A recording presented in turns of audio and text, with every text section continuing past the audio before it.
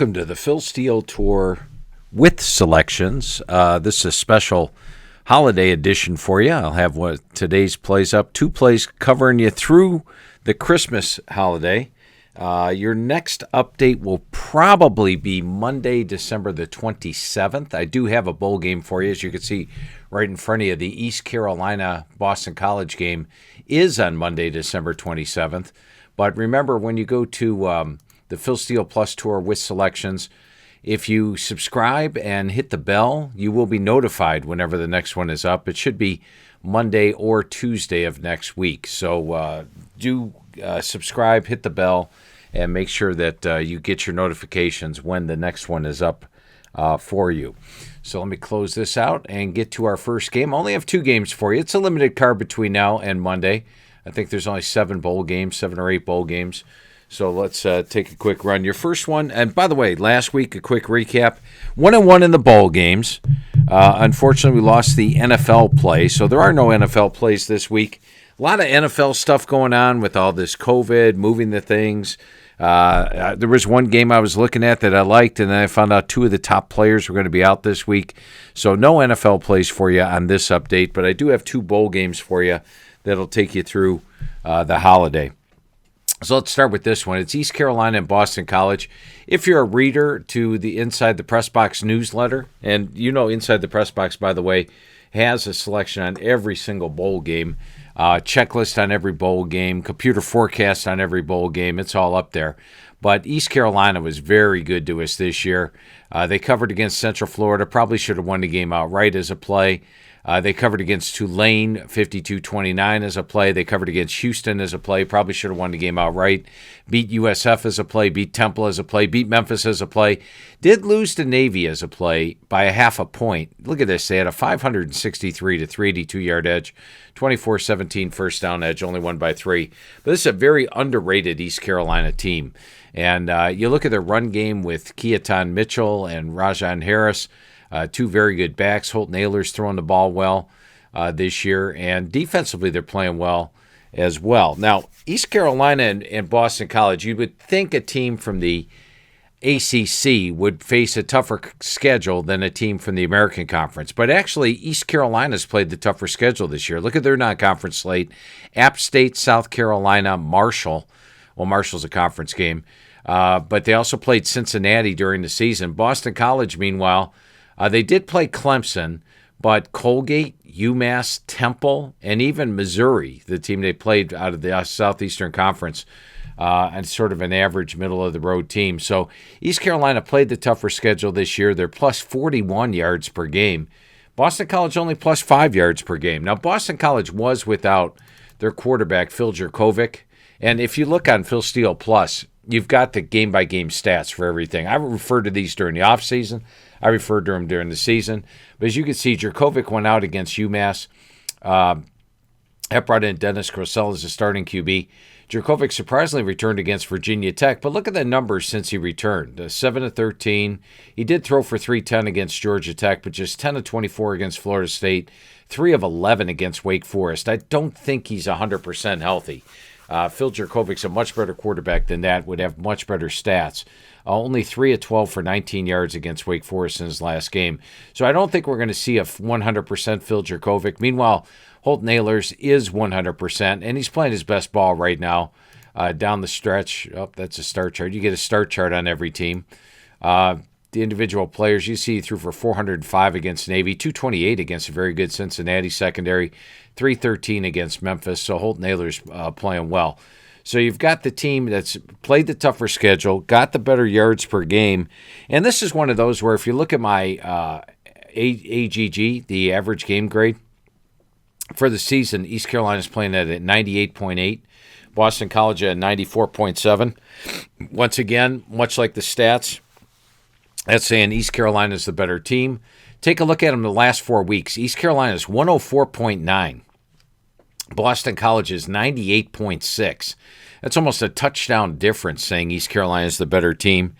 My computer in this one has got East Carolina winning the game 26-20. The yards that my computer forecasts are 427 to 330 in favor of East Carolina.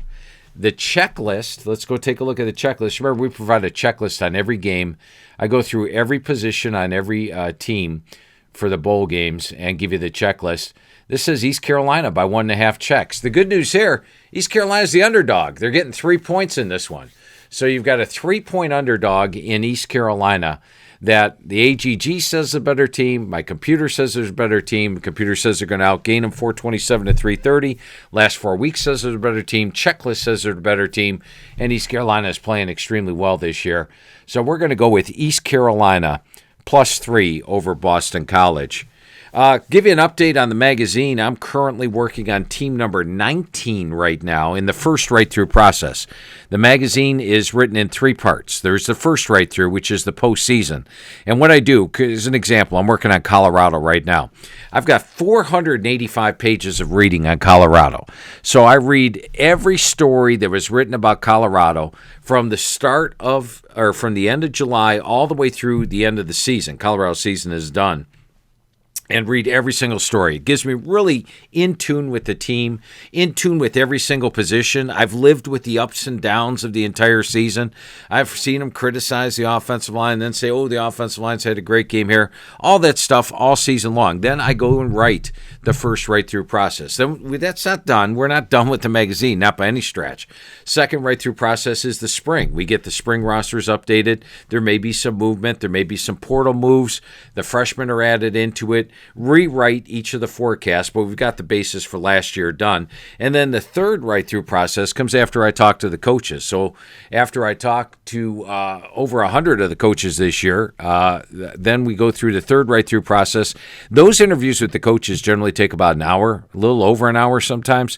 We go over every player on the team. I get strengths, weaknesses, how they feel about each position, all the way down the line. And then we're ready to produce the magazine. It's a 6.5-month process. There's 130 teams, and that's soon to be about 140 teams with all these FCS teams moving up in the next couple of years. So it is a long, long road, but we're already about a month into the process. So I'm about 19 teams in. We're going to keep chugging along for these entire 6.5 months and give you the best magazine in the market. Also, I have watched every single play of every single bowl game up through last night's game. So I've watched every one, and I will watch every single play of every single bowl game. Now, naturally, you can't do that live. I have to tape them because I want to listen to what the announcers are saying. A lot of times they give you stuff that when they talk to the coaches during the week, they give you valuable information. So I've watched a lot of the games on tape, but every single play of every single bowl game so far I have watched. And looking forward, by the way, to watching the next 31, 32 bowl games that'll be coming up between now and the national title game. All right, let's get to your second game, and it's Memphis and Hawaii. Let's take a look at the checklist first on this one. And this one might surprise you because Hawaii's an 8.5-point dog for this. But my checklist actually has Hawaii by 2 check marks. Yes, Memphis has the edge at quarterback, but Hawaii's got the edge at running back here, and I'll explain that in a minute when we go through the team. Linebacker goes to Memphis, but secondary goes to Hawaii. Coaching edge, Todd Graham's 6-4 in bowl games. The site edge, it's a home game for Hawaii.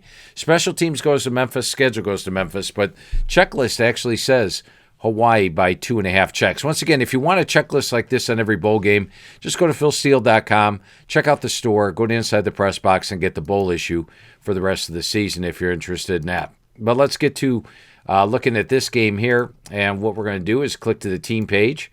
And we are going to put Hawaii on the right because they're basically the home team. They're playing this game in their home stadium. It's their temporary stadium, so it's not the one that you're used to watching in the Hawaii Bowl. But it's the one they've played in all season long. So we got Hawaii on the right. We're going to put Memphis on the left. Memphis here, and there we go. So as you see, Hawaii is 6-7 and in a bowl game. And Memphis here is 6-6 and in a bowl game. So it's an important game for both teams to win. This is the 4th Hawaii Bowl. And if you want to go back, you come here to the last 40 years results. You can see every bowl game that the team was in. You can see they played in the Hawaii Bowl here in 2002, 3, 4. Staple pretty much in the Hawaii Bowl. They played in the Sugar Bowl in 2007. That team, that 2007 team, was my number one surprise team in the country. And there they made the Sugar Bowl and played Georgia in that game. But as you can see here, they played in the Hawaii Bowl here in 2019, Hawaii Bowl 2018, Hawaii Bowl 2016. They upset Middle Tennessee, a 7-point dog. They won 52-35. They did lose Louisiana Tech as a favorite, but here they were a dog against BYU and won outright. So 2-0 as a dog in the Hawaii Bowl recently. Let's see if that has any bigger stretch here. Nope, they lost to Tulsa, but that was back in 2010. Entirely different thing. So let's come back here now.